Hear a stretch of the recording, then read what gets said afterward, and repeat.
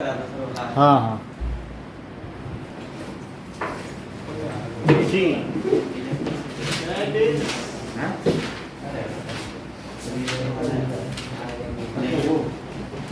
Voltage है। और आपसे क्या पूछा जा रहा है इसमें कि करंट पूछी गई थी क्या? वन ओम, 2 ओम और 3 ओम और ये 6 वोल्ट है और इस पे पोटेंशियल ड्रॉप कैसा है? तो इतनी चीज दी है, समझ में आई बात की नहीं? और आपसे कुछ और कुछ नहीं कह रहा है, ये रेशो भी छोड़ दो, बस यही दे रहा है। Find electric current in circuit, find electric current in circuit. तो आप क्या करोगे? आर इक्विवेलेंट क्या होगा? R1 प्लस R2 प्लस तो 1 प्लस 2 प्लस 3, तो ये कितना हो जाएगा? 6 ओम। और V इज इक्वल टू क्या? IR इक्विवेलेंट, जबकि ये I है और इन तीनों को मिला दो तो क्या वो R इक्विवेलेंट हो जाएगा? तो V तो 6 वोल्ट है और I पता नहीं और ये 6 है, तो I कितना हो जाएगा? 1 ampere. So I is 1 ampere, ठीक है कि नहीं? Also it is asked potential drop across each resistor, PD across each resistor। तो ये हमारा फर्स्ट पार्ट हो गया। और अब सेकंड पार्ट देखें। So potential drop across 1 ohm, potential drop across 1 ohm, तो 1 ohm के क्रॉस में पोटेंशियल ड्रॉप कितना हुआ? So it is potential drop होता तो V1, तो क्या वो IR1 हुआ? जबकि I 1 एम्पियर हो गई है। कितना हो गई है? गुड इवनिंग बेटा। तो I 1 एम्पियर हो गया और सबसे यही चलेगा और R1 1 हो गया, तो क्या ये 1 वोल्ट हो गया? और potential drop across 2 ohm that is V2 is equals to IR2। Volt का नहीं निकलता। वोल्ट तो टोटल है ना, तो उसी का तो डिस्ट्रीब्यूशन होता है। आप इतना पैसा देके 3 दुकानों में जा रहे हो, क्या वो पूरा एक ही दुकान में खर्च कर दोगे? दूसरी दुकान में जाके पानी पियोगे? तो it is equal to 2 volt है ना। मान लो जो भी रास्ते में सब जगह थोड़ा थोड़ा खर्च होगा कि नहीं? टोल टैक्स है तो देना पड़ेगा आपको। तो 3 ओम है, दैट इज V3। तो 3 ओम पर पोटेंशियल ड्रॉप क्या हुआ? क्या IR3 हुआ? So that is equals to 1 into 3, so ये 3 वोल्ट का in the sum self potential के इक्वल है। Yes sir. ठीक है। So in this way its voltage is equal to self potential। Now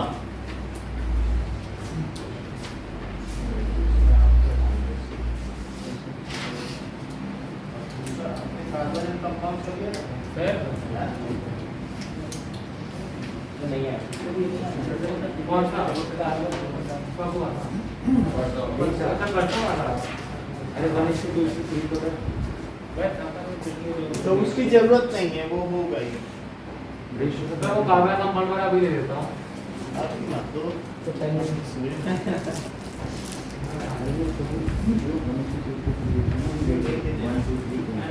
अब देखो,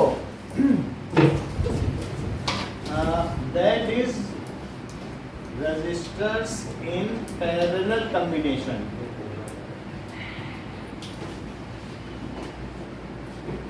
If one end of all resistors are connected together and other ends are separately connected together, if one end of all resistors are connected together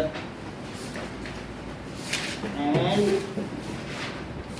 other ends are separately connected together,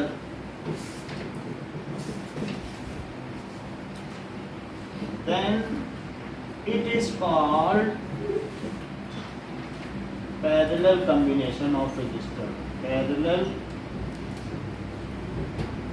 combination of resistors, ये parallel combination हो गया। जैसे कि मान लीजिए these are 3 resistors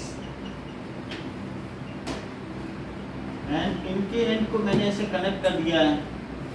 तो ये parallel combinations हैं, these registers are R1, R2, R3.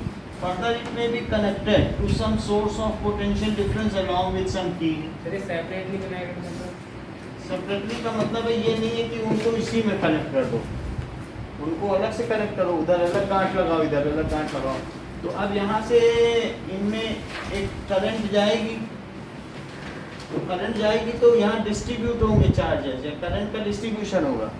तो ये जो आई करंट है इसमें से कुछ चार्जेस का इसमें जाएंगे और कुछ चार्जेस इसमें जाएंगे और कुछ चार्जेस इसमें जाएंगे। कोई ट्रैफिक है तो अगर उसको 3 पाथ मिलेंगे तो वो ऑप्शनल है ना, अलग अलग पाथ में जाएगा। तो यहाँ पर ये जंक्शन रूल है। जंक्शन रूल क्या कहता है कि the current entering it at any junction, जहाँ पर एक पॉइंट से 2 से ज़्यादा पॉइंट्स निकलते हों या आते हों उसे जंक्शन कहते हैं। जैसे कि कई जगह है, मुगल सराय जंक्शन है, जोधपुर है, तो वो स्टेशन भी हो सकता है जंक्शन, अगर बहुत सारी गाड़ियाँ आती हैं और बहुत सारी यहाँ से छूटती हैं तो उसे जंक्शन कहते हैं, ठीक है कि नहीं। उससे हो के निकले।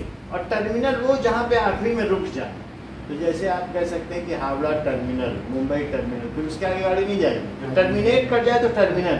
और जहाँ से हो के बहुत सारी गाड़ियाँ गुजर रही हैं तो क्या कहलाता है, जंक्शन। तो incoming current is equals to outgoing current. ये कौन सा रूल है, जंक्शन रूल। अब जरा देखो, और ये V वोल्टेज है।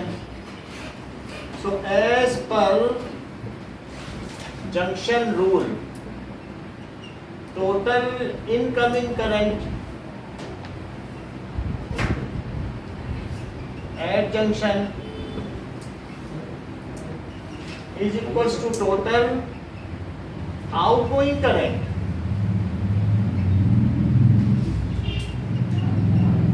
from junction। तो अगर मान लीजिए आने वाली करंट तो आई है, आ कौन सी रही है, आई, और छूट कौन सी रही है। जितनी ट्रेनें कई जंक्शन में आएंगी वो सब छूटेंगी, कोई वहीं पे रहे तो नहीं जाएगी। तो इस तरीके से आई किसके इक्वल हो गया, I1 plus I2 plus I3। अच्छा सर पोटेंशियल है, मान लीजिए इसका पोटेंशियल V है, तो ये V है, तो V यहाँ तक V, यहाँ तो ड्रॉप नहीं होगा ना कहीं पे, वायर पे। और 0 0 तो 0 0 0 0 0 यहाँ तक 0 वोल्ट हो गया, और यहाँ तक क्या हो गया, V वोल्ट। तो ये V हो गया, ये 0 हो गया, ये V हो गया, ये 0 हो गया। तो बोलो कितने का ड्रॉप होगा हर एक पे, V का ही होगा। यानी आप एक रास्ते से घर पे आओगे, या तो मॉल के रास्ते से आओगे, या मेला के रास्ते से आओगे, या और कहीं पर बाइस्कोप लगा होगा यानी सिनेमा लगा होगा तो सिनेमा देखते हुए आओगे। 3 ही तो रास्ते हैं, तो जहाँ पे भी जाओगे पूरा पैसा खर्च करोगे कि नहीं। तो इस तरीके से the potential drop across each resistor is same in parallel combination, ठीक है कि नहीं। The potential drop across each register is same in parallel combination। तो अब जरा देखो यहाँ पर करंट इसमें कौन सी है बताओ। करंट है पहली वाली में I1, और वोल्टेज कितना V है क्या, यही यहाँ पर भी है, यही यहाँ पर भी है, यही यहाँ पर भी, इसलिए वोल्ट मीटर लगाने की जरूरत ही नहीं है, ठीक है। तो अब आप बाय यूजिंग ओम्स लॉ ये बताओ कि जो V है क्या वही V I1 R1 के भी इक्वल है, I1 R1, और वही V किसके इक्वल है, I2, क्योंकि V तो इसमें भी वही है और V इसमें भी वही है। तो V is equals to I3 R3 if 3 registers are replaced by a single register so that it gives same circuit current, then that is called equivalent resistance। तो उसे R equivalent कहेंगे और वो वही करंट दे मेन सर्किट से होने वाली current. तो ऐसी स्थिति में मैं V को और भी क्या कह सकता हूँ, तो क्या उसे IR equivalent भी कह सकता हूँ। Placing all these values in equation 1, so placing all these values in equation 1 में डालो तो यहाँ पर बताओ I कितना आ रहा है, यहाँ से पढ़ो जरा।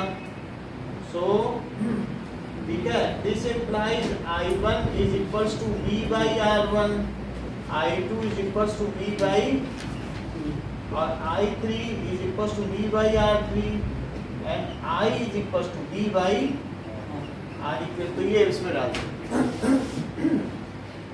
I क्या है, देखो फिर से लिखो इस चीज को, I is equals to I1 plus I2 plus I3 and I is equals to V by R equivalent. This is V by R1, this is V by R2, this is V by R3. V यदि common ले लिया जाए तो अंदर क्या बचता है, 1 by R1 plus R2 and R3। तो यहाँ से V और V कैंसिल आउट हो जाएंगे, तो 1 by R equivalent किसके इक्वल होगा, it is 1 by R1 plus 1 by R2 और प्लस 1 बाई R3। तो इसका स्टेटमेंट कुणाल बताइए क्या होगा।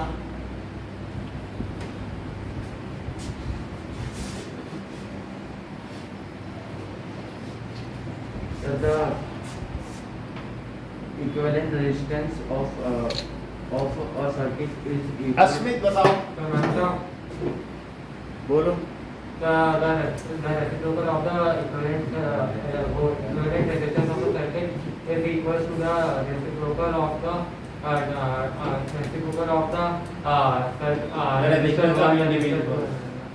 is equal to the sum of the reciprocal of sum of the reciprocal, है ना, सिर्फ रेसिप्रोकल से नहीं बोलना होगा। तो इस तरीके say that is the reciprocal of equivalent resistance, तुल्यांक प्रतिरोध का व्युत्क्रम उनके जो अलग अलग प्रतिरोधों के व्युत्क्रम के योग के बराबर होता है, is equal to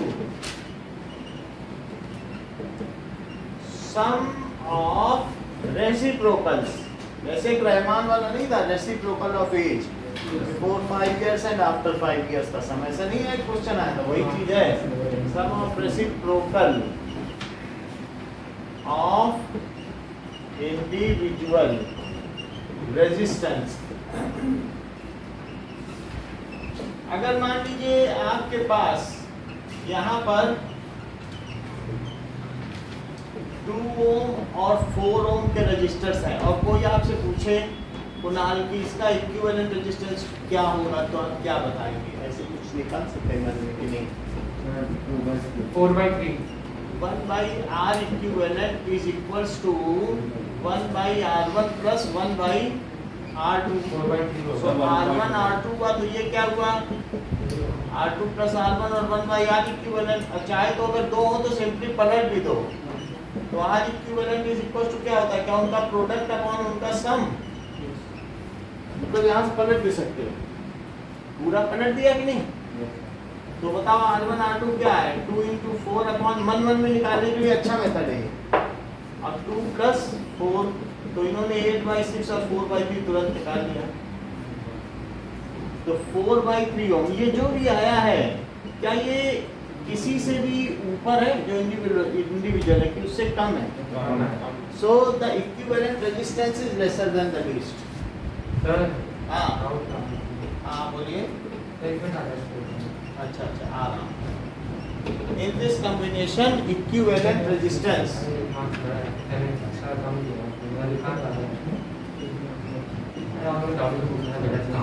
is lesser than the least। इतनी बात समझ आ गई? सेपरेट स्विचिंग ऑप्शंस अवेलेबल होंगे क्या?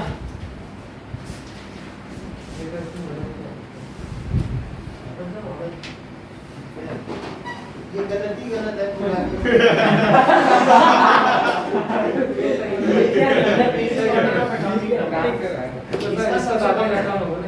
रेडियस छोटी उससे ज्यादा इलेक्ट्रॉन होगा, उसमें ज्यादा का भी नंबर होगा। लीजिंग लगाया था मैंने।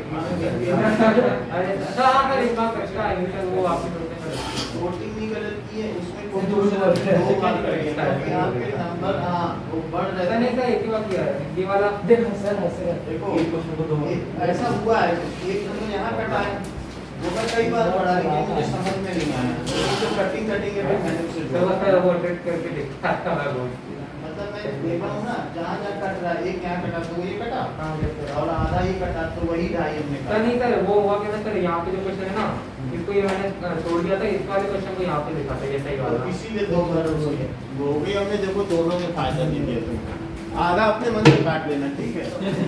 सो lower than the least separate switching options available होंगे क्या इनमें? ये क्या सेपरेट स्विचिंग ऑप्शंस यहाँ लगा सकते हो?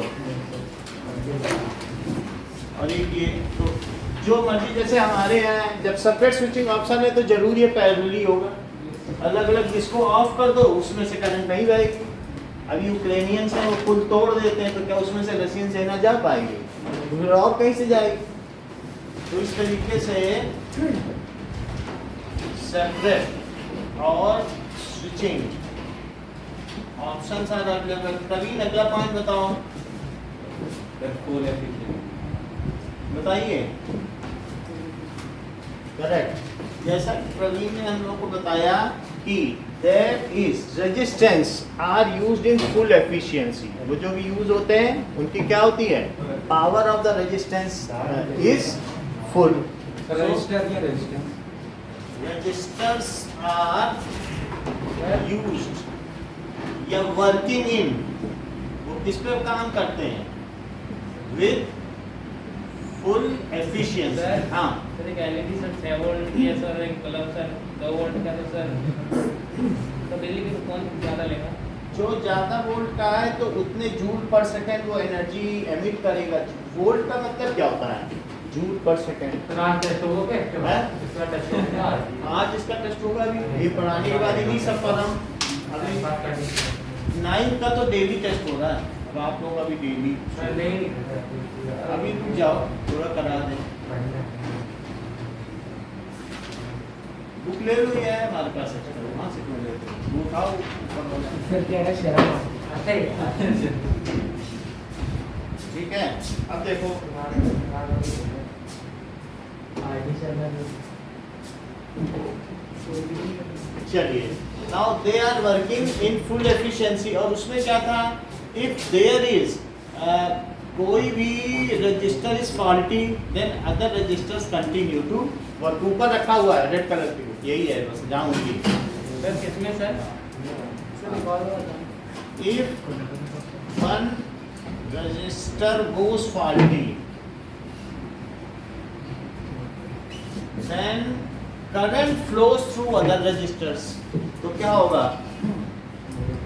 Current flows through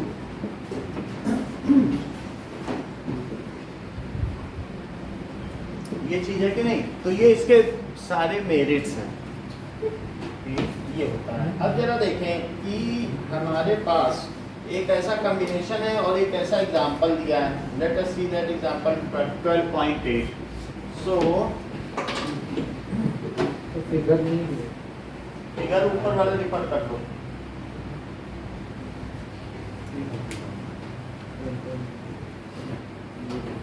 Now, इसमें दिया है कि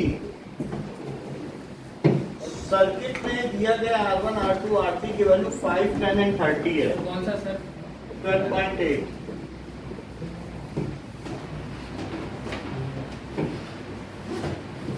फाइव ओम, 10 ओम एंड 30 ओम है। और इन तीनों में हमने क्या किया है?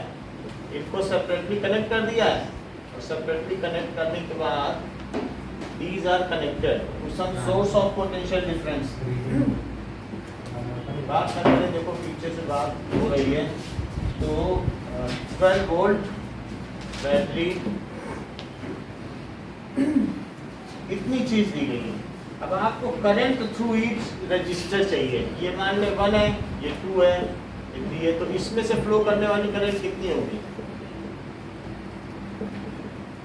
This is the main current, circuit current. तो आपको क्या क्या पूछा गया है? That is current through each resistor और the total current in the circuit. तो पहली चीज है current through each resistor. Current through each resistor निकालने के लिए आपको क्या कर लेना चाहिए? क्या पहले आर है, इस पे वोल्टेज का 12 वोल्ट का ही ड्रॉप है, इस पे भी 12 वोल्ट है, इस पे भी 12 वोल्ट, तो इसी पे क्यों ना लगा दो? ठीक है, तो बताओ V is equals to I1 R1 हुआ क्या? और यहाँ ओम्स लॉ लिख दीजिए। V तो 12 है, I1 का पता नहीं, R कितना? हर जगह लिखना होगा हम लोग। कैसे भी करिए, उतना कुछ वो नहीं है। 12/5, so I1 is equals to 2.4 ampere और V is equals to I2 R2, so 12 is equals to I2 into 10, तो I2 कितना हो गया? 12/10, so it is 1.2 एम्पियर। और जरा देखिए V is equals to I3 R3, तो 12 is equals to I3 का पता नहीं, R3 कितना है? 30, so I3 कितना हो जाएगा? 12/30 हो जाएगा। अगर हम इसे 6 से करें तो 6 2 जा 6 5 जा 30, तो क्या ये 0.4 एम्पियर हो जाएगा? ये हो गया। अब देखो I1 आ गया हमारे पास, I2 आ गया और I3 आ गया। नवीन मुझे ये बताओ कि ये सर्किट करंट I कितनी होगी? सर सर्किट सर एक मिनट सर एक मिनट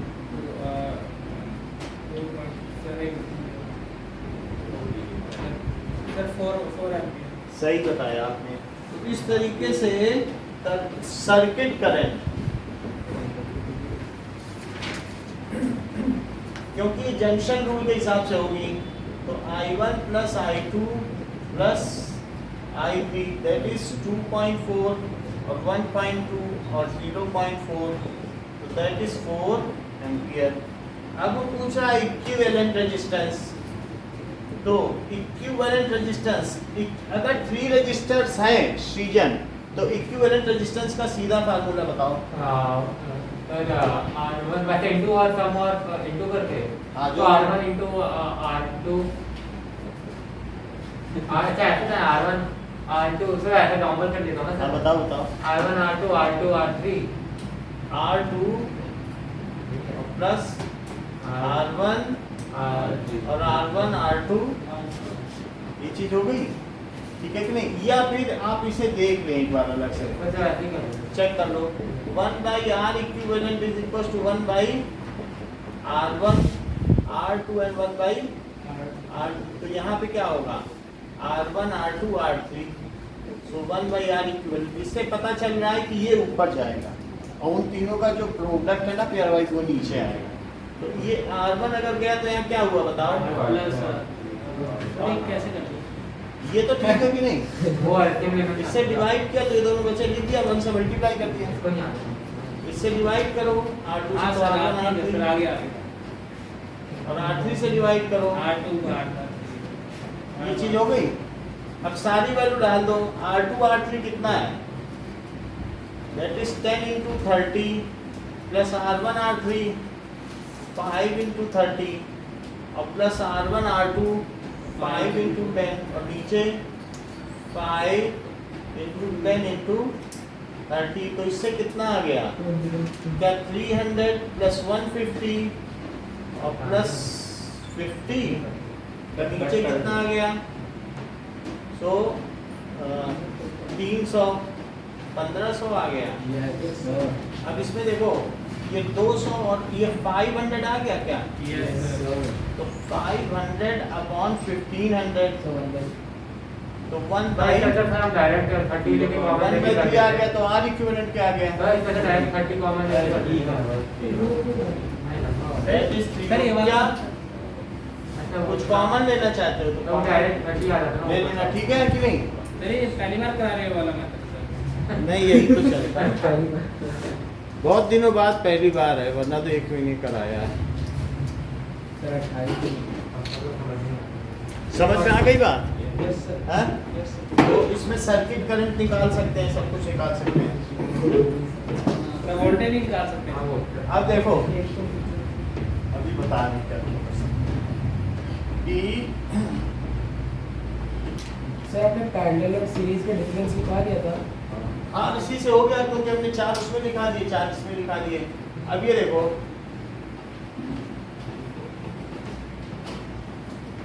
ये 2 ओम है और 1 एम्पियर करंट फ्लो कर रही है और ये 3 ओम है।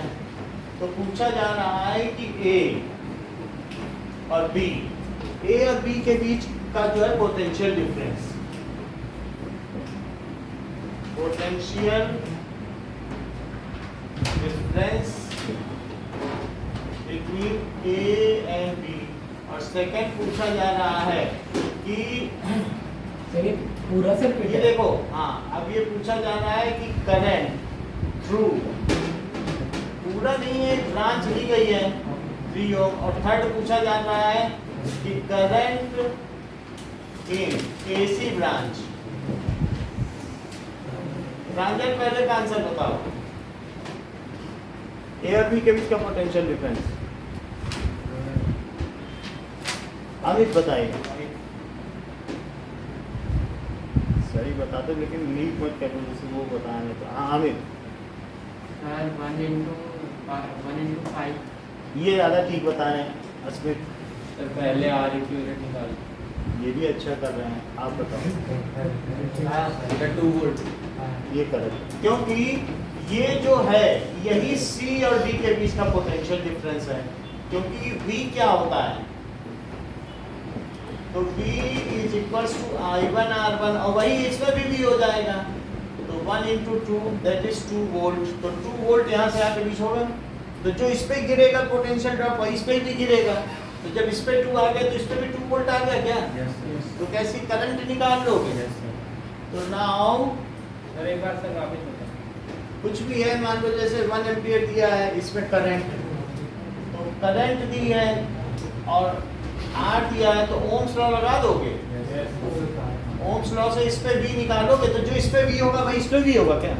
Yes sir. और वही सेल पे भी होगा सेल पोटेंशियल। तो वही 2 वोल्ट ए और बी के बीच हो गया। इस पोटेंशियल ड्रॉप ये क्या है बताओ? Potential drop across A B. अच्छा आप देखो करंट थ्रू 3 ओम पर ट्रांजिएंट कितना करंट होगा? सर टू सर ये ज्यादा अच्छा बता रहे हैं, बोलो। Sir 0.66 ampere. लगभग ठीक ही था।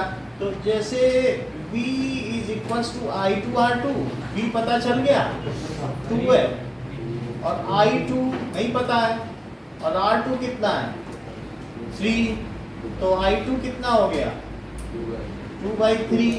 तो ये 0.66 एम्पियर हो गया। नाउ ये मुझे बताइए ट्रांजिएंट सर्किट करंट कितनी होगी AC में?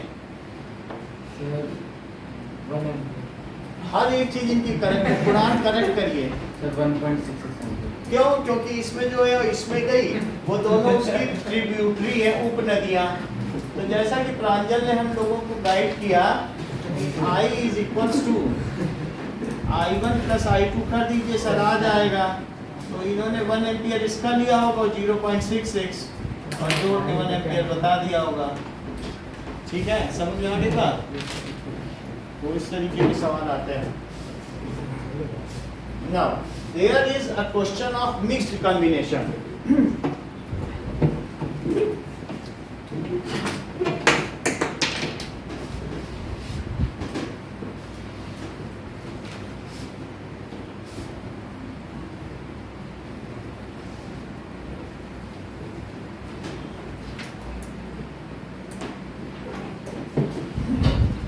Like there are 2 resistors. तो बीच में जो लाइन बनी है वो गलत लाइन बनी, उसे हटा दीजिए। कभी तो किसी रजिस्टर से जाएगी ही नहीं करंट। एग्जाम्पल 12.9। कौन सी बीच में कौन सी लाइन? मतलब जैसे ये 2 रजिस्टर है ना और बीच में इनको एक ऐसा पाथ दे दोगे। आप लोगों के में तो नहीं बनी है ऐसी लाइन, तो हमारे बनी वो हटा दी गई है।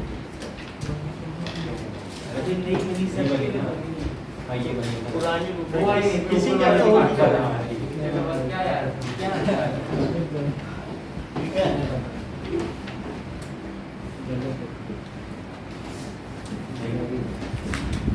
ये देखिए ना 3 रजिस्टर्स।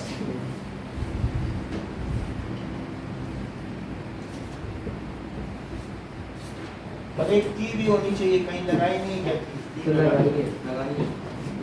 तो ये की हो गई। अब इसमें करंट ऐसे चलेगी, करंट का डायरेक्शन जरूर दिखाएं, इनकी पोलैरिटी अवश्य दिखाएं। अब इसमें आप देख लें R1 R2 जो है 10 ओम 40 ओम 30 20 60 10 40 30 20 60 ओम। ये R1 R2 R3 R4 R5 है, ठीक है। और आपसे ये पूछा जा रहा है सर्किट का इक्विवेलेंट रेजिस्टेंस बताएं, सर्किट करंट बताएं। इक्विवेलेंट रेजिस्टेंस पूरे का मिक्स्ड कॉम्बिनेशन, इसे क्या कहेंगे? क्यों मिक्स्ड कॉम्बिनेशन कहेंगे? पैरेलल और सीरीज दोनों है। तो ये मिक्स्ड कॉम्बिनेशन है, इसमें पैरेलल एंड सीरीज दोनों है। और सेकंड में पूछा गया है सर्किट करंट। और तीसरी चीज पूछी गई है कि पोटेंशियल ड्रॉप, तो तीसरी तो नहीं थी। ठीक है, पोटेंशियल ड्रॉप अक्रॉस 60 ओम, मतलब 60 ओम के अक्रॉस पोटेंशियल ड्रॉप हमें निकालना है। और साथ ही साथ करंट अक्रॉस 60 ओम, यानी किसी एक ब्रांच में भी पूछी जा सकती है, करंट अक्रॉस 60 ओम, ये चीज पूछी गई है। अच्छा, अगर हम इसमें देखें तो क्या R1 R2 सीरीज में, तो बताओ RS को क्या, चलो पैरेलल में है तो 1/R12 वो क्या कहेंगे? 1/R1 + 1/R2। तो उसकी जगह क्या लिख देंगे? सर ये डायग्राम समझ नहीं आया सर। समझ नहीं आया, बुक में बनाया हमने, थोड़ी बनाया नहीं सर, वो सर बस ये है कि 2 वायर ऐसे जोड़ दिए गए, 2 रजिस्टर, और फिर आगे चल के 3 रजिस्टर जोड़ दिए, सर वापस करंट आएगी क्या सर? तो खत्म हो जाएगी ना सर ऊपर ही। खत्म नहीं होगी, तो चलता चल जाएगी यहाँ से। मैंने बोला था ऐसे एक नदी से 2 नदी बनी, फिर मिल गई, ऐसे होता है ना कि बाद में ये गंगा ब्रह्मपुत्र मिल जाती है कि नहीं? गंगा सागर जीरो हो जाता है, हैं? जीरो हो जाता है। तो ऐसे चार्जेस डिस्ट्रॉय थोड़ी ना होते हैं, अपना नियम मत लगाओ। 4 + 1 ठीक है कि नहीं? तो ये 5/20 या 5/40 कितना होता है? सर 1/8 1/8। आठ जब सीजन कट किया करो, कट करने के बाद आप लिखते नहीं हो यहाँ, ये चीज गलत है। कट करते समय लिखा जाएगा, ऐसे सिंपली कट कर देते हो। तो अब ये 1/R12 आ गया, तो बोलो R12 कितना आ गया? 8 ओम। तो अब मैं इसका एक कॉम्बिनेशन बनाता हूँ, और साथ में ये भी बताओ जरा कि R23 R345 कैसे हैं? क्या सीरीज में? बोलो। तो ये भी पैरेलल में। यस तो 1/R345 इट इज 1/R3 और 1/R4 और प्लस 1/R5। तो 1/30 प्लस 1/20 और प्लस 1/60 करो, तो बोलो यहाँ क्या आएगा? सर यहाँ पर आएगा सर वो सर 30 आएगा। Sir 20 sir 20 sir. अब ठीक बताया, नहीं तो कुछ पहले 30 बताया है ना? आप मतलब बाद में सही बता देते हो, ठीक है। आप पे किसी ईश्वर की विशेष कृपा है क्या? यहाँ तक पहुँच गए। तो R12 and R345 these are in series। कैसे सीरीज में? जरा चेक करो, इन दोनों को मिला दे तो क्या इक्विवेलेंट रेजिस्टेंस बन जाएगा, जैसे R12 कहेंगे। और इन तीनों को मिला दे तो क्या बन जाएगा? सर तो सीरीज में नहीं पैरेलल हुआ ना? अब चेक कर ले, हमें मालूम नहीं है, आप पैरेलल कर रहे, मैं चेक तो कर लूं, क्योंकि ऐसे नहीं बता सकते। ये बताओ क्या ये R12 हो गया? मैंने इसको रिप्लेस कर दिया इसके इक्विवेलेंट से, और जिसकी वैल्यू क्या लिखी है? 8 ओम। और इसके बाद यहाँ पर आ गया है एमीटर का, तो कोई नहीं है, लगा रहे तो लगा ही रहे।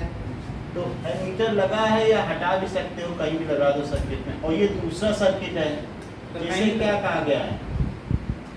R 3 4 5 जो कि कितना है? क्या इसको आप एंड टू एंड कनेक्टेड मानते हैं कि parallel?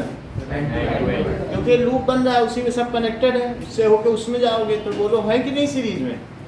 So R12 and R3 4 5 are in series. तो सबसे बाद में लिखोगे R equivalent is R12 plus R3 4 5, जबकि ये 8 ओम है और ये 10 ओम है, तो इक्विवेलेंट रेजिस्टेंस कितना हो जाएगा? ऐसा हमारे फर्स्ट में पूछा गया, तो ये जो काम हमने किया ये फर्स्ट के लिए किया है। अब सर्किट करंट निकालनी है, तो सर्किट करंट के लिए simply V is equals to I R equivalent लिख दोगे।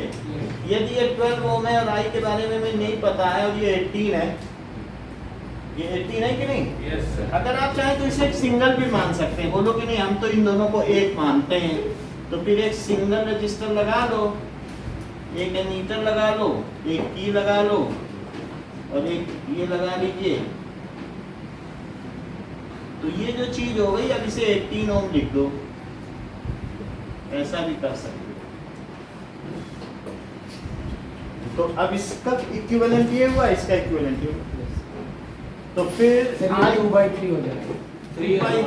3 ओम 2/3 तो 12/18 जो कि 2/3 होगा,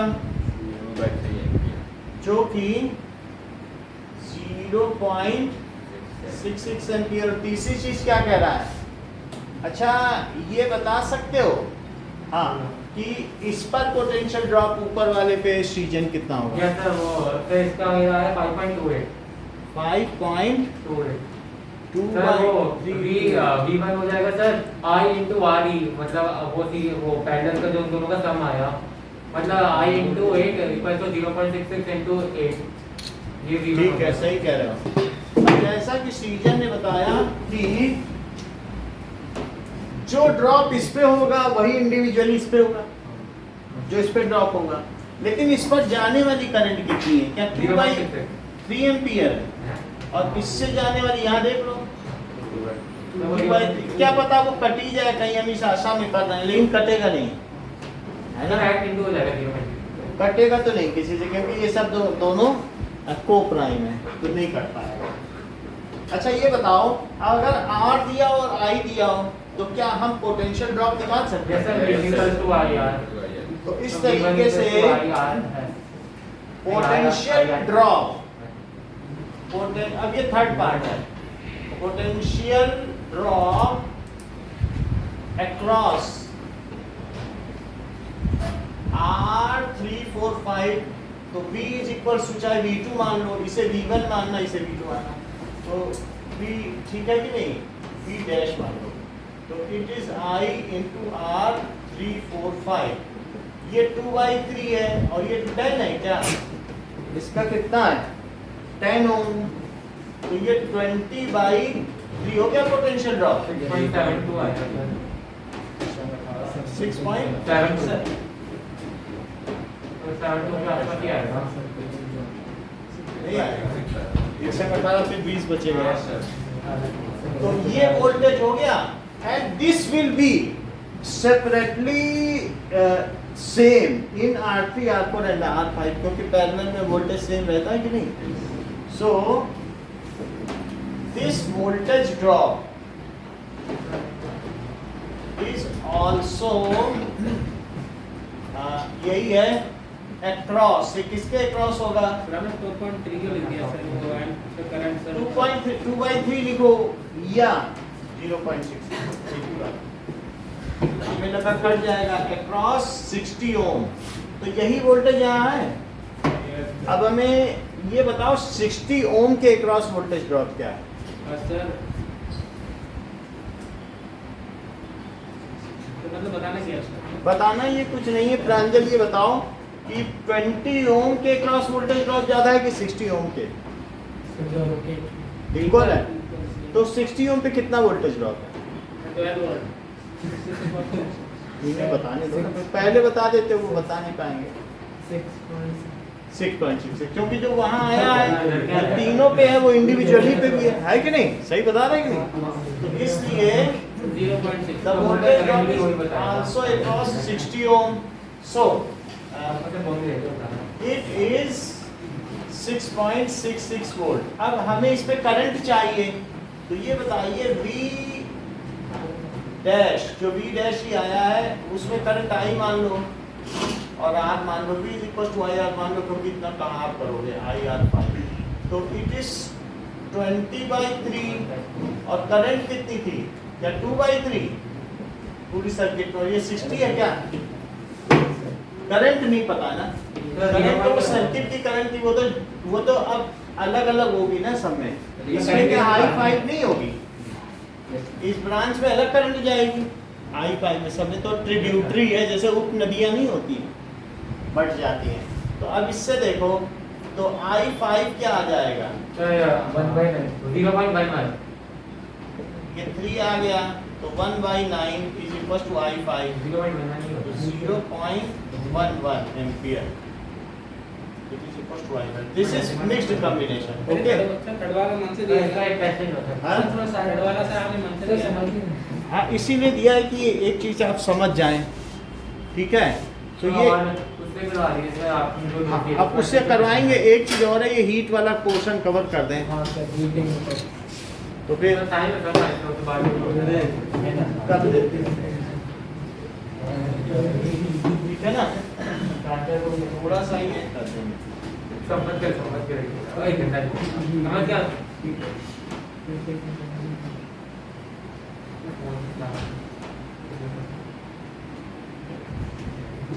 इसे नोट कर लिया ना, हटा दे।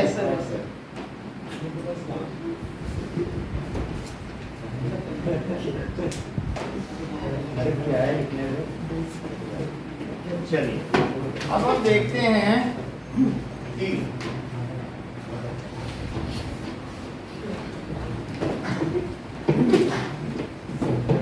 Heating effect of electric current.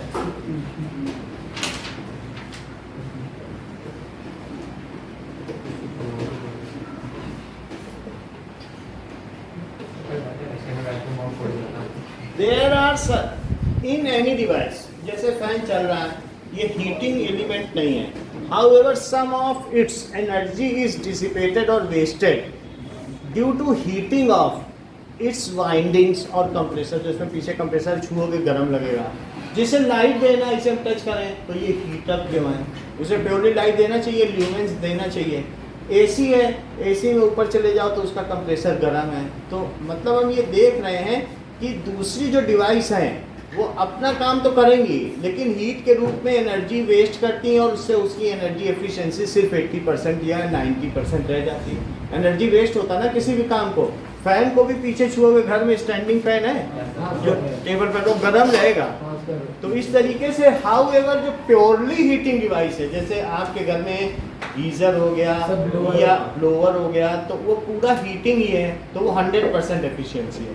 Whatever electrical energy consumed through mains is same distributed to you, वही तो हमें दे दी जाती है, वही सर्व की जाती है, तो उसकी 100% एफिशिएंसी है, ठीक है? So for heating devices,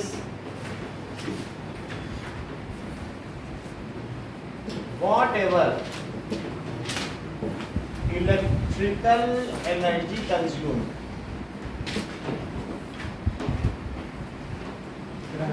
is completely converted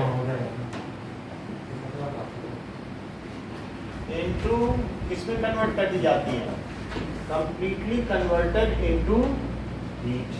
अब जरा देखो कि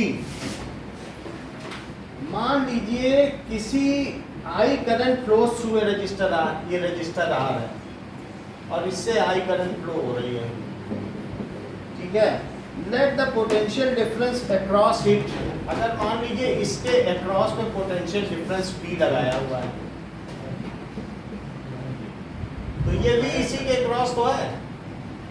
बात ना करें फिर वो प्रांजल नहीं समझ पाएगा, आप समझ लेंगे। लगातार दिन ब दिन कमजोर होता जा रहा है, बर्बाद हो गई। मतलब बादाम नहीं खा रहा है उसको। सर वो दे ही नहीं रहा। कोई बात नहीं, अब ये युद्ध में जा रहा ना उस सब बना।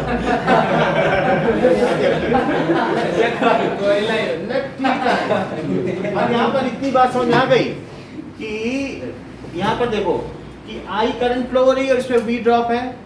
अब लेट क्यू चार्ज फ्लोज, अगर इसमें से क्यू चार्ज फ्लो कर गया, वैसे हम ये कहते हैं क्यू पॉजिटिव चार्ज फ्लो किया, लेकिन होता ऐसा नहीं है। Q charge in case of negative ये यहाँ से यहाँ फ्लो करेंगे और उसे उसके लिए जो वर्क है वो कौन करेगा? क्या सेल करेगा? सेल को ही काम करना है। So if Q charge flows in T time through resistor R, ये चीज हो गई, ठीक है कि नहीं? तो हम यहाँ पर ये क्या कह सकते हैं कि वर्क डन क्या होता है बताओ? V क्या होता है बताओ? W by Q। तो ये बताओ वर्क डन बाई सेल क्या हुआ भाई? ये काम किसने किया? ये काम किसने किया? पोटेंशियल डिफरेंस ने। W is the work done. Work done ये जितना भी V है, अगर मैं ये कह दूं कि 12 वोल्ट है, इसका मतलब समझते हो? इसका मतलब है कि 12 जूल पर कूलम, एक कूलम चार्ज को सप्लाई करने में ये 12 जूल काम करता है। यही तो बात है कि नहीं? तो इस तरीके से पोटेंशियल डिफरेंस क्या होता है? Work by joule. कूलम हमने तो 1 जूल नहीं किया, हमने तो क्यू किया है ना। हम कोई 1 कूलम कर रहे हैं क्या चार्ज फ्लो? हम कितना कर रहे हैं? तो हम कह रहे हैं कि क्यू अगर हमने किया उसका वर्क डन निकालो, हमें 1 कूलम का नहीं चाहिए। तुम 1 कूलम तो रेट हुआ, हम तो 10 लीटर दूध लेके आए, हमें 10 लीटर दूध का दाम बताओ, है कि नहीं? हमने तो क्यू चार्ज फ्लो किया है, तो बताओ वर्क डन कितना होगा? क्या V इंटू क्यू, ठीक है? Work done is equal to V into Q. ये समझ में आ गई? ये पहले पढ़ा हुआ है ना? अच्छा, अगर मैं वर्क डन में T से डिवाइड कर दूं और उधर Q में T से डिवाइड कर दूं, तो W बाई T को क्या समझते हो? वर्क डन अपॉन टाइम को। रेट ऑफ वर्क डन क्या कहलाता है? पावर कहलाती है। और Q बाई T क्या ऐसा भी कोई फार्मूला है? Rate of charge flow, that is I होता है। तो इट इज रेट ऑफ, जो रेट ऑफ वर्क डन होगा इस अप्लियांस से, क्या वही rate of electrical energy consumed भी होगी हीटिंग अप्लियांस के लिए? क्योंकि हीटिंग अप्लियांस जितना काम करता है उतनी एनर्जी को कंज्यूम करता है। It's equal to power, it is equal to, और ये किसके इक्वल है? And it is also equal to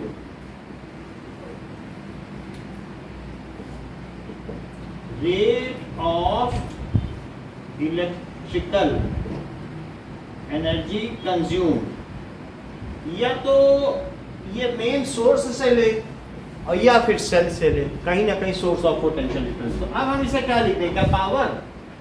अब इसे क्या लिख दें? V into I. तो power is equal to V into I. एक तो ये फार्मूला बन गया, power is product of V and I। लेकिन V को क्या लिखा जा सकता है ओम्स लॉ के हिसाब? I R into I. तो P is equal to I square R. यहाँ पर V is equal to I R by Ohm's law. ये चीज हो गई। तो एक ये फार्मूला बन गया। अब सोचो I को क्या लिखा जा सकता है? V by R। V by R. तो P क्या हो गया? V square by R. तो यहाँ पर भी I is equal to V by R by Ohm's law. ये चीज हो गई। तो ये सारी चीज हो गई। पावर क्या चीज होती है? यहाँ पर अगर आप देखें V इंटू आई हो गया, और एक और पावर का फॉर्मूला है, क्या? वर्क डन अपॉन टाइम है।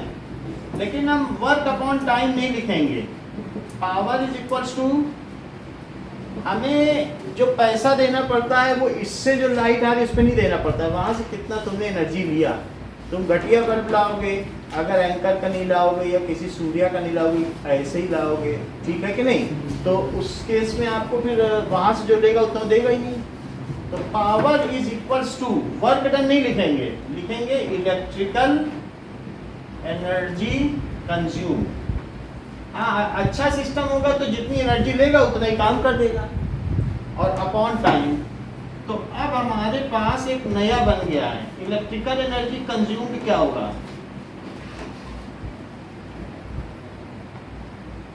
क्या ये पावर इनटू टाइम है? बोलो, पावर इनटू टाइम, ये इम्पोर्टेंट है। सर ये समझ नहीं आएगा। अच्छा, अब यहाँ पे देखो कि मान लीजिए यहाँ तक समझ में आएंगे नहीं, जो वर्क डन है, मान लीजिए उसने मेन सोर्स से लिया, मेन सोर्स से उसने सप्लाई ली और ये बल्ब जल रहा है यहाँ पे, तो ये जो बल्ब जल रहा है, अगर इसने 100 जूल लिया और आपको दे रहा है 90 जूल की लाइट और 10 जूल हीट में या कहीं और वेस्ट कर रहा है, तो इसकी एफिशिएंसी 90% हुई। लेकिन जो हीटिंग एलिमेंट है वो प्योरली हीट ही करेंगे, तो उनकी पूरी एफिशिएंसी है, तो जो उनका वर्क डन है वही उनकी इलेक्ट्रिकल एनर्जी कंज्यूम्ड है। इसीलिए हम हीटिंग डिवाइस की बात कर रहे हैं। तो हम वर्क डन को सीधा सीधा किससे रिप्लेस कर दे रहे हैं? क्या इलेक्ट्रिकल एनर्जी कंज्यूम्ड से? क्योंकि इस केस में हमें एफिशिएंसी का एक जो टर्म है या कोफिशिएंट है उसको छोड़ देना पड़ेगा उस, ठीक है। तो इस वजह से मैंने वर्क डन की जगह क्या लिख दिया? Electrical energy consumed. वही चीज़ है, तो जितना काम कर रहा है उतना ले रहा है, तो इलेक्ट्रिकल एनर्जी कंज्यूम ये हो गई, पावर इनटू टाइम। अच्छा, अब ये बताओ कि इलेक्ट्रिकल एनर्जी कंज्यूम की यूनिट होती है किलोवाट आवर, क्या हो सकती है? और या फिर इसकी वाट सेकंड भी हो सकती है। जरा ये देखो, क्यों? क्योंकि पावर किस में होगी? वॉट, और ये टाइम किस में होगा? सेकंड। अच्छा, वॉट को क्या लिख सकते हो अस्मित? वॉट को और स्प्लिट करो, जूल पावर है ना, जूल पर सेकंड और इनटू सेकंड, तो बोलो इलेक्ट्रिकल एनर्जी कंज्यूम की यूनिट जूल भी हो गई क्या? चूंकि एक एनर्जी है।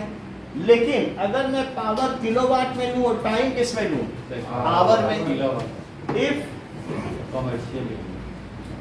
Power is taken in kilowatt and time in hour, तो बताओ इसे किलोवाट में ले लो और इसे ले लो आवर में, तो इसकी यूनिट क्या हो जाएगी? Then unit of power is kilowatt hour. समझ में आ गई बात कि नहीं? किलोवाट आवर हो गई। Now we will find, define 1 kilowatt hour. What is 1 kilowatt our?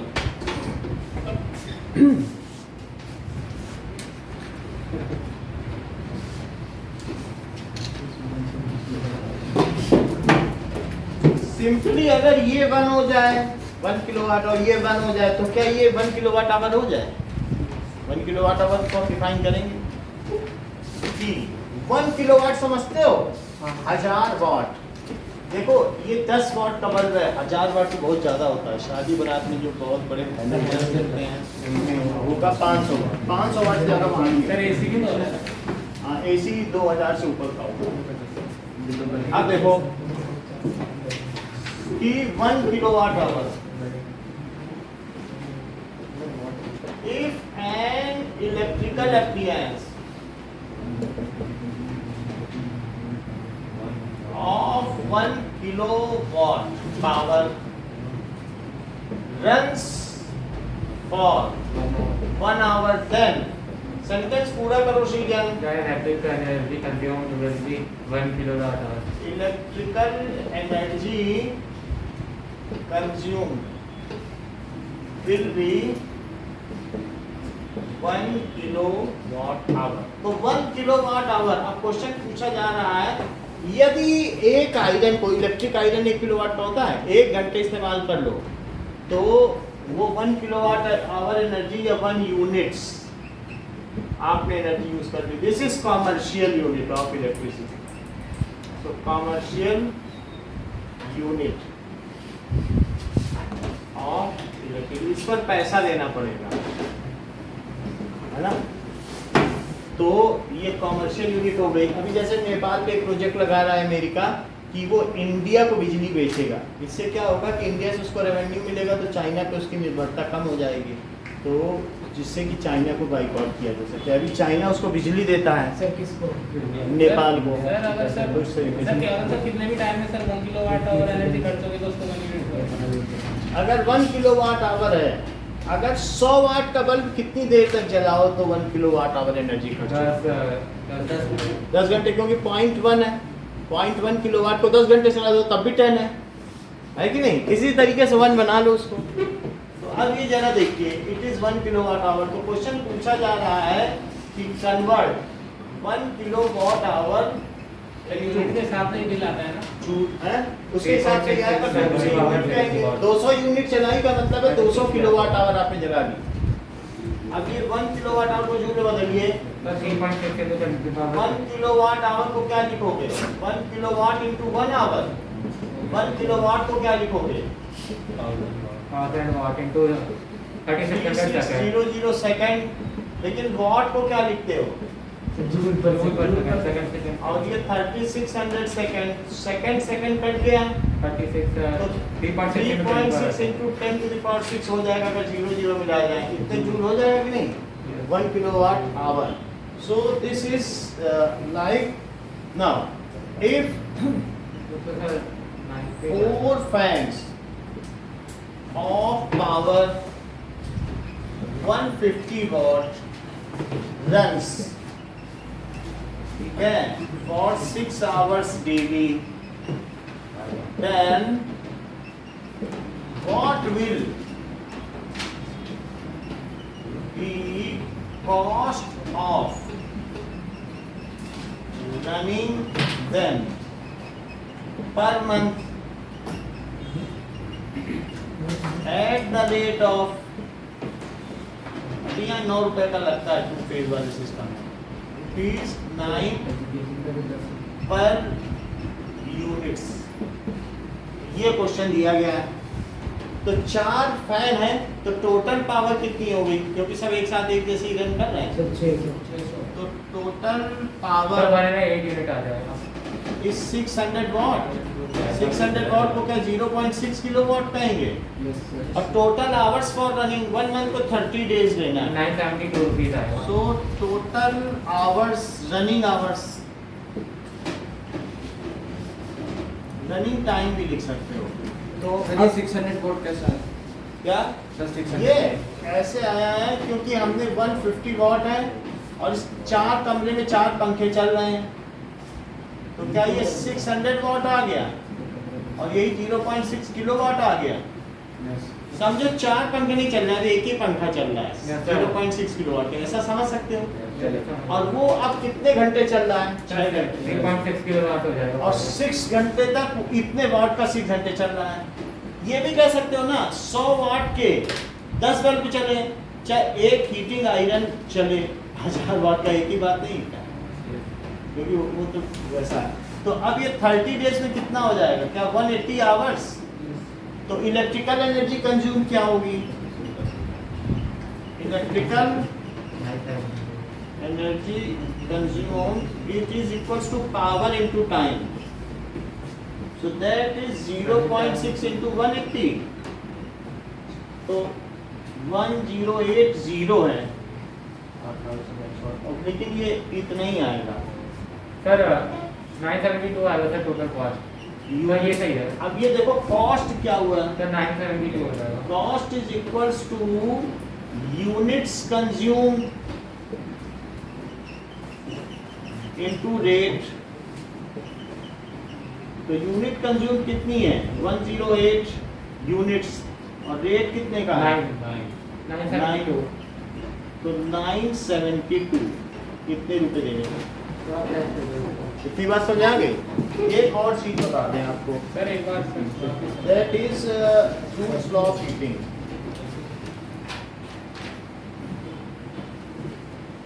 हाँ, जैसे 4 आपने फैन चलाए, तो 4 फैन चलाने की टोटल पावर क्या होगी? सबको जोड़ लो। ये है, अगर रनिंग टाइम सबका सेम है तो जोड़ दो, अलग अलग है तो फिर अलग अलग निकालो। वो भी हम एक सवाल कराएंगे, एक क्वेश्चन आता है। तो 4 पंखे की हमने क्या कर दी? फैन है तो टोटल इतना चला रहे हो, लेकिन 6 घंटे डेली चला रहे हो, तो 30 डेज में कितना चला रहे हो? 180। तो बताओ पावर इनटू टाइम करो, इसे किलोवाट में बदल लिया। पावर इनटू टाइम क्या होता है? क्या इलेक्ट्रिकल एनर्जी कंज्यूम्ड है? तो वो हमने कर दी, ये है किलोवाट में, ये आवर में। तो ये जो चीज आई, क्या ये किलोवाट आवर आई? क्या किलोवाट आवर को ही यूनिट्स कहते हो? तो अब हमने जो भी यूनिट्स कंज्यूम हुई 108 यूनिट्स हुई, और ये है रुपीज दिस पर यूनिट, तो यूनिट कट गया कि नहीं, यस और ये बच गया। मेरा कहने का मतलब है कि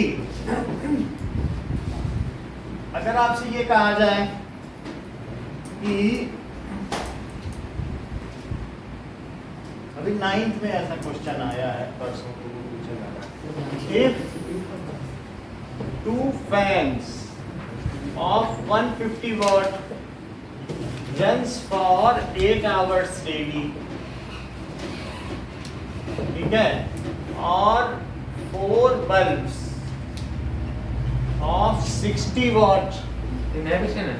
हाँ, runs for, अभी आया है 2 दिन पहले, हाँ 6 hours इजी होता है। and 1 refrigerator, है वही चीज, runs for वो तो पूरे दिन चलता है, तो और 1 रेफ्रिजरेटर है of 250 watt runs for 24 hours daily.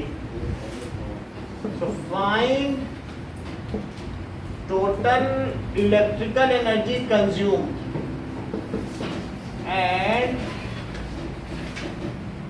per month and electricity bill या electricity cost at rate of ₹9 per unit. इसे करें, अपनी कॉपी में कैलकुलेट करके बताएं। सर वो मेथड से आपने आंसर निकालना है तो बताइए आंसर निकालें। तो साथ में निकालना था उसको। साथ में नहीं, ये हो गया तो उसका निकालें। अलग अलग निकालेंगे, सबका अलग अलग निकालो, अलग अलग, यानी इलेक्ट्रिकल एनर्जी E1 निकालो, E2 निकालो, E3 निकालो, और फिर ये सब पता है। सबको E करो, समझ आई? 3 चीजें ना, 3 अप्लायंस हैं, तो E1 को P1 इंटू T1, फैन के लिए E1 लिखो, दूसरे के लिए E2 लिखो, तीसरे के लिए E3 लिखो। फ्रिज 24 सब पूरा दिन चलाते हैं, बंद करते हो क्या? नो सर संपत्तियां बंद हो जाता है। P1 इंटू T1, सर 2655 सब पुराने बीच में कश्मीर वाले। P3 इंटू T3, और फिर E is equals to E1 plus E2 plus E3, ये कितना आ गया? टोटल इलेक्ट्रिकल एनर्जी का, और फिर कॉस्ट इज इक्वल्स टू जो भी है यूनिट्स इनटू रेट। सर ये इलेक्ट्रिक ई जो है ये किलोवाट आवर में आएगा, ये है इलेक्ट्रिकल एनर्जी कंज्यूम्ड है, किलोवाट आवर में आएगा। किलोवाट आवर में, तीनों को किलोवाट आवर में निकालना, और फिर ऐड करो। सर 2655 ये आया है क्या कॉस्ट? सर आंसर कॉस्ट का आया है कि एनर्जी का? 2 पूछेंगे ना। अरे टोटल में सर कॉस्ट का है रुपीज 2.4 वाट आ रही है। E1 तो सर 624 आया मेरा, तो ये इलेक्ट्रिकल एनर्जी कंज्यूम था। अच्छा 624, सर 2656.8। 2656.8। सर क्या इलेक्ट्रिकल एनर्जी पूछ रहे हैं ना? हाँ, और ये भी पूछी इलेक्ट्रिकल एनर्जी कंज्यूम सर वो 624 आया है मेरा, हाँ? इलेक्ट्रिकल एनर्जी आया है सर मेरा 624। 624। कॉस्ट से निकालता हूँ सर। सर 686 तो ये भी 9 रुपीज ही है। ठीक है। 686 यूनिट्स। तो E1 निकाल लें, सर 5616 आ गया। 5616 रुपीज। अब देखो E1 कितना आ गया, 2 फैन है तो पावर कितनी हो गई क्या? 0.3 किलोवाट, और कितने घंटे चल रहा है? 8 आवर्स इंटू 30 भी करोगे क्या? तो 33 जा 9 हुआ, और 9 8 जा 6 आ गया, E2 कितना आया, 4 बल्ब में 60 वाट के तो क्या 240 वाट हुए, 240 वाट का 0.24 होता है, और ये 6 आवर्स चल रहा है, 30 भी लगाओ तो कितना हो गया कि 6 से मल्टीप्लाई कर दो 144, 6 तो 1.44 into 30, सो ये कितना आ गया,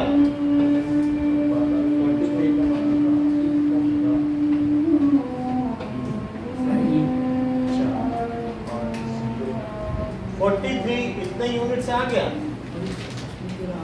और E3 कितना आ गया, जैसे चल रहा है 250 वाट तो 0.25, और ये 24 घंटे चल रहा है, मैं वो इनटू 30 भी हुआ, अच्छा 30 बड़ा निकाल गया, सर समझ गया। तो ये करो 25 या 75 तो अच्छा अलग से निकाल सही है। 7.5 into 24 तो कितना आ गया, तो वो 600 into 30 हो जाता है उससे अच्छा। ये कितना हो गया, हाँ सर मैं करता हूँ 600 6 हो गया, तो 6 into 30 180 सर, कितना आया 180 है। 180 आ गया ना, तो ये अब इन सबको जोड़ो, E1 plus E2 plus E3,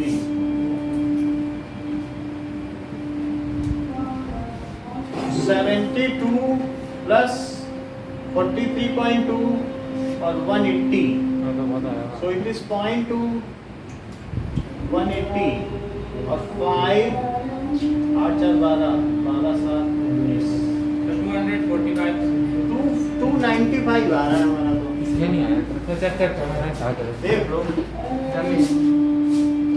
ये आया है 295.2 यूनिट्स, तो कॉस्ट क्या हो गया,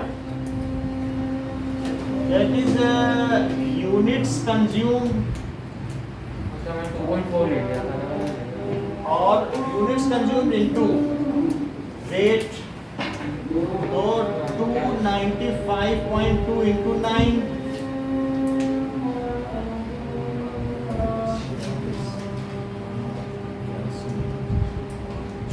तो मैंने क्या चाहिए 26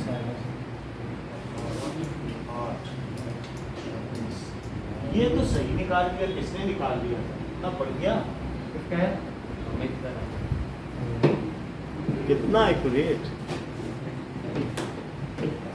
टाइम देना चाहिए सही बात सर उधर समझ नहीं आया सर 624 यूनिट सर, और समझना नहीं, ये देखो निकाल दिए, आप क्या समझोगे, तेरा देखा क्या सर 600 वो अभी का ही था मैं 624 तेरा था हाँ इन्हीं का था, हाँ बोलो, सर वो यूनिट्स को लिखा सर दो बार सर कहाँ पे? सर 624 और ये सब इन लोगों के फर्जी रिजल्ट जो कि दिए गए हैं, जिससे कि आप लोग भी प्रेरणा प्राप्त कर सकें, असली चीज यहाँ मेरा ध्यान उधर ही था हाँ सर, उधर ही था सर, मुझे लगा आप सेफ जोन में रहे, भारत की तरह तटस्थ, चलो दे देंगे सर पार्टी देंगे तुम्हारी भी पार्टी होगी, ये तुमको तो पेन पे टलका रहा है। और एक क्वेश्चन करते हैं पार्टी में देंगे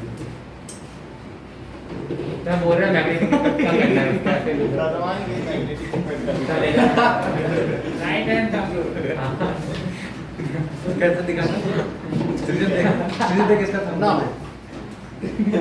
अब देखिए, सो एक और चीज है, बिल्कुल ठीक नहीं है that is Joule's heating law. ये लास्ट टॉपिक है ना, हाँ, Joule's heating law. It says that for any heating appliance,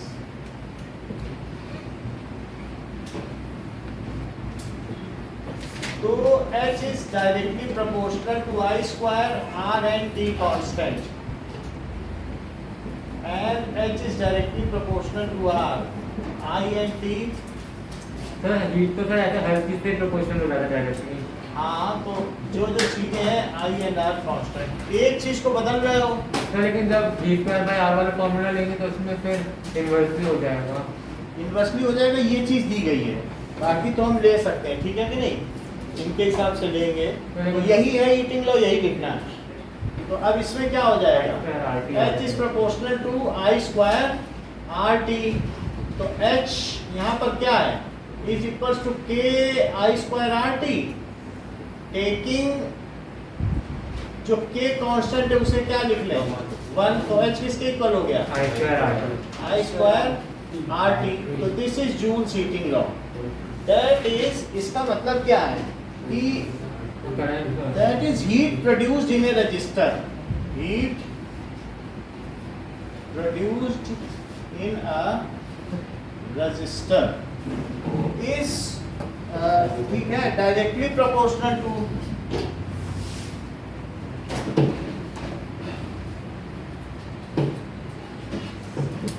square of current। यहाँ पर क्या होगा, आर एंड टी कांस्टेंट, फिर directly proportional to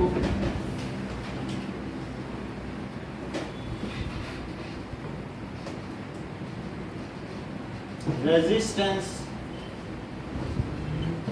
I and T constant,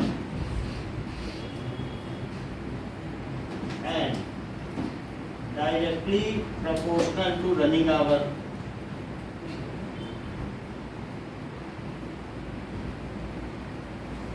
I and R constant,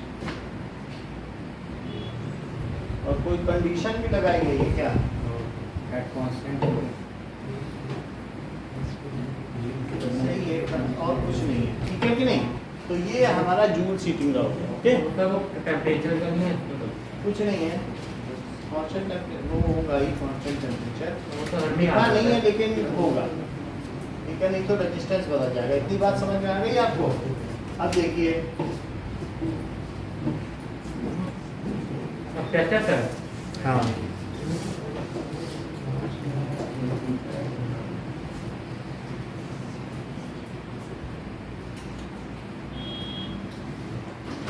sir हाँ बोलिए। सर मारने की धमकी दे रहा था। ये सर संपर्क में आके सर मैंने नहीं दी सर। सर बोल रहा था कि संपत्ति से बहुत घर मांगेगा। संपत से कि जैसे अगर मरना भी है ना तो गीदड़ के हाथ मत मारो, शेर के हाथ मारो, जैसे गोरिल्ला के हाथ वो वीर गति मानी जाती, शेर से मारा करते। मान लो तुम इधर कोई गीदड़ इधर से मर गए, कहेंगे गीदड़ से लड़ते हुए मरा। यूक्रेन हार भी जाएगा तो कहा जाएगा वीर है, रशिया से लड़ते हुए मरा। नहीं, हार ही जाए चाहे। सर कुनाल को तो डाउट आया था कि लीडर कौन वो है क्या, संपत है क्या दूसरा। मतलब एक गोरिल्ला है तो वो तो मेन हो गया ना, कुल मिला के गोरिल्ला ब्रांड और ब्रांड एम्बेसडर है मोबाइल ग्लास का।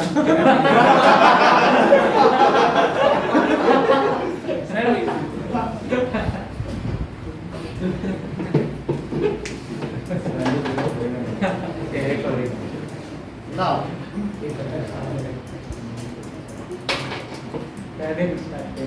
मैं समझता हूँ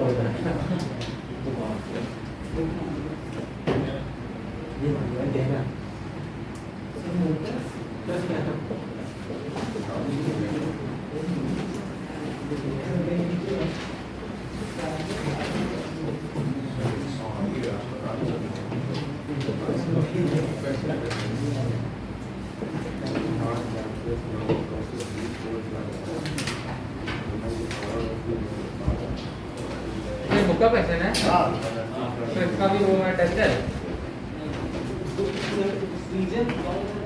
आंसर देखना, हाँ देख लो और क्या, तो डिस्कस करो, और ना आए तो हम बता भी देंगे उसके बाद। पहले बता दो।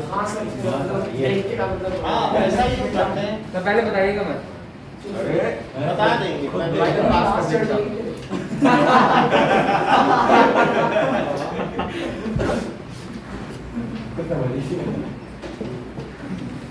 सब गंदे बच्चे हैं, हमें समझ नहीं आती। के हैं एग्जांपल से पढ़ो, जो आ रहे हैं वो समझ लो। देख लो पावर के क्वेश्चन, इसमें भी क्या सब रखी हुई है, बुक तो सामने ही है, कभी खोली नहीं है।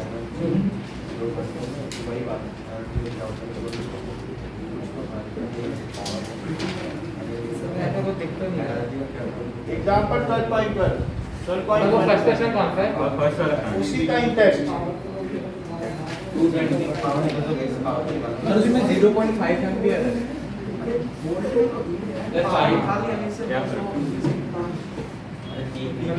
क्या 5 एम्पियर है हमारे भाई। ये सब सेकंड में सही है।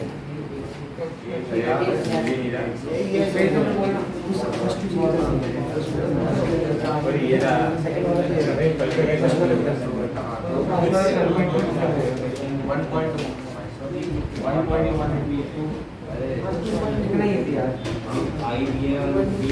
आप क्वेश्चन का नंबर चेंज कर दीजिए, ऐसा अच्छा नहीं सर, वो नंबर चेंज कर दीजिए थोड़े, वो हो जाएंगे।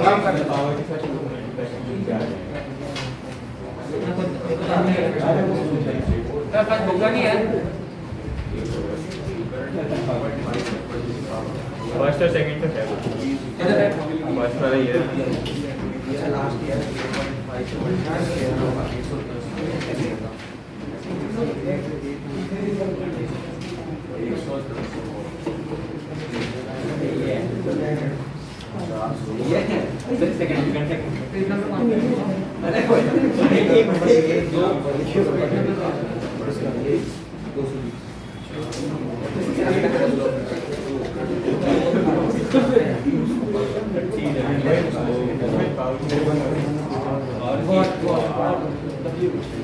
देखो इसको देख लो एक बार क्वेश्चन।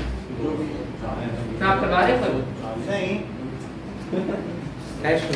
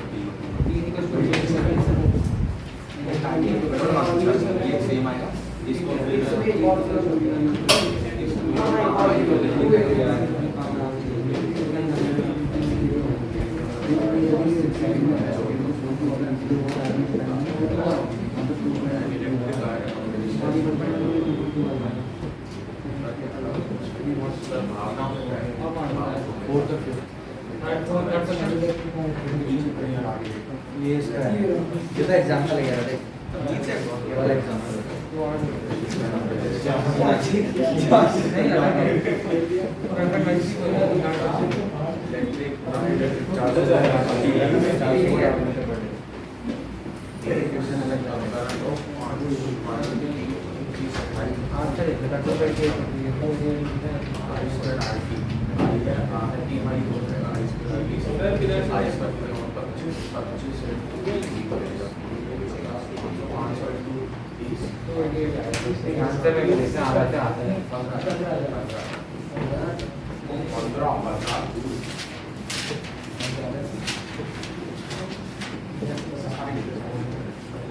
तो नंबर से बस लीजिए, बीच में जो फॉर्मूला होता है फिर जो पी और सेकंड्स में देते हैं।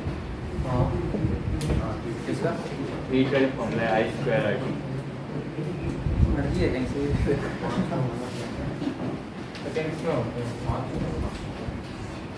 सर बहुत ज़्यादा कुछ नहीं। अरे मैं नहीं देख चलो रहा। बस ठीक है, इतना ही। ये 2-2 मिनट के ही हैं। तो वो फिफ्थ क्वेश्चन कहाँ का है? पेपर देने से पहले 2 मिनट रुक जाओ सर। 2 मिनट हाँ, देख 2 मिनट से ऊपर किसी में नहीं लगेगा। पेपर देने से पहले 2 मिनट रुक जाओ।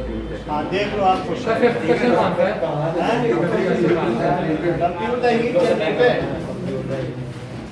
ये पेज नंबर 218 का सेकंड। सर एक बार वो करा दो। Sir fifth electrical iron. आने सर फिफ्थ फिफ्थ वाला टेस्ट हो गया। आप बोलो। फिफ्थ वाला सर फिफ्थ हीट जनरेटेड चाहिए ना, तो खुद से Easy कर है, easy है। सही हो जाएगा तो हमारे फॉर्मूला बता दो सर। हीट जनरेटेड ही जो होता है वही इलेक्ट्रिकल एनर्जी कंज्यूम्ड होती है। ये 5वां क्वेश्चन है, इलेक्ट्रिकल एनर्जी। सर कोई नंबर सेंड कर दो। कोई बात नहीं, सब नहीं कर पाएंगे। इलेक्ट्रिकल एनर्जी कंज्यूम क्या होता है? पावर इनटू टाइम होता है। पावर क्या होता है? बोलो, पावर क्या होता है? W/T। Yes sir. अच्छा, ये T कट गया, और W क्या होता है? Sir what? VQ। बोलो, यस सर। ये जानते हो कि नहीं? V is equal to W/Q। Yes sir. ये चीज है। तो हमने यहाँ पर क्या कर दिया? P को W/T किया, तो W बचा कि नहीं? V यहाँ दिया है क्या? और Q भी दिया है। बोलो, कर लोगे? सही है। और बोलो,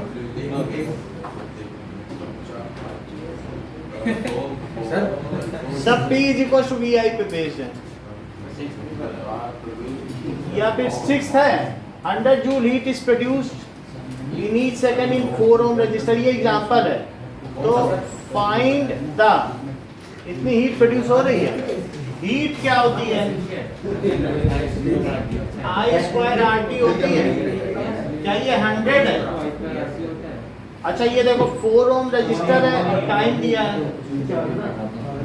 ये बोलो 4 and T कर दें। बोलो सही है। I² कितना हो गया?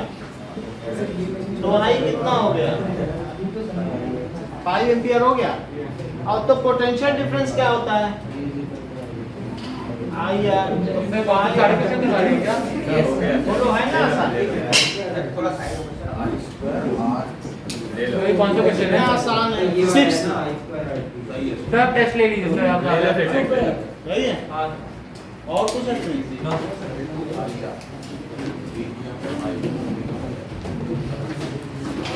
ऊपर वाले तो हमने अभी सर वो फिफ्थ कराए। क्वेश्चन सर एक बार फिफ्थ है ना? क्वेश्चन बता दो। हैं? फिफ्थ क्वेश्चन बताइए। साइड में बताए हैं। Electrical energy consume power into time P is W/T। T cut गया, W इक्वल टू VQ।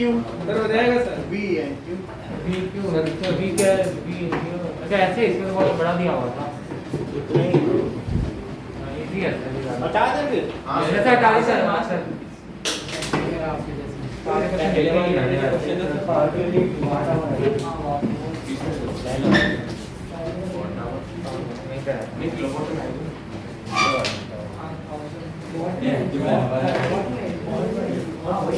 चलो, ओके, थैंक यू।